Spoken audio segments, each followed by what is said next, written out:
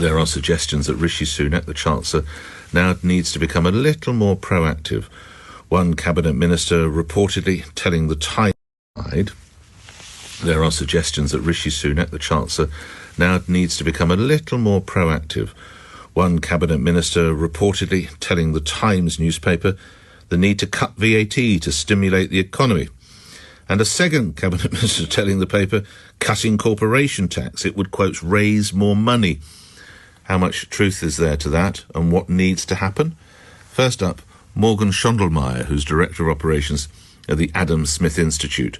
Were your advice sought, your counsel sought from the Chancellor over this, what might you say? Good morning.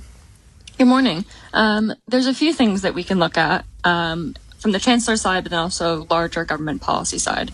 So if we're talking to the Chancellor, we want to look at these hikes in national insurance, for example, which puts a large incidence on the working population. We want to look at how much tax graduates are paying with national insurance rises, income tax, graduate tax. All of these things amount to almost 50% for young people. And that's on top of high cost of living for rental housing and things like that. And then we also want to look at things like fiscal drag. With inflation rising, people are going to be bumped up into higher income tax brackets without any real benefits. You'll be seeing people pay more tax over time because we're not indexing income tax to inflation. Where will people feel it most?